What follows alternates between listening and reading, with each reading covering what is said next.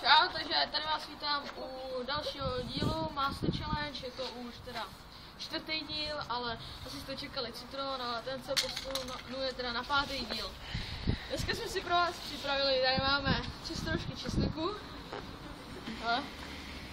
A my se to pokusíme sníst. Najednou. Tak tady máme i vodu. Diváci šílí. To se nakončit nebudem, takže schutí do toho, že jo? Já bych řekl, že budete. Tak já třeba najednou. Řekl se najednou? Mě pálilo v uchu. Řeklo se najednou všechny. Dobrý. Ještě jeden. A ještě tenhle. A největší se nechává nakonec, takže... Aha. Aha, už taky ochutnal. Ale sám se stek, ty vole. No, takže teďka machy. Jak jsi říkal, největší se nechává nakonec. Kurva!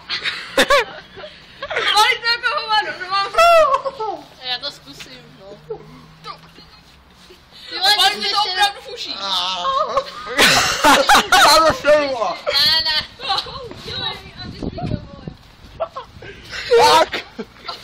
Řeknu vám, že mě pálí žaludek a v uchu. Mě taky pálilo v Jazyk uchu. a...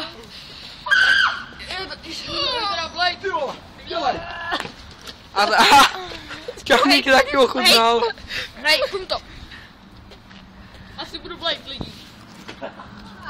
Koukej. Nejhorší je to kousnout, víš co? No,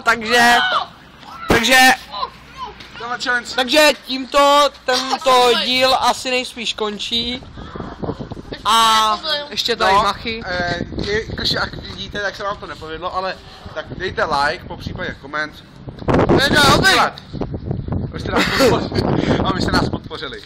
Čau. A jak jsme říkali u omdlívání, vlastně, tak toto doma klidně můžete zkusit, co? A 7. díl bude odmývání.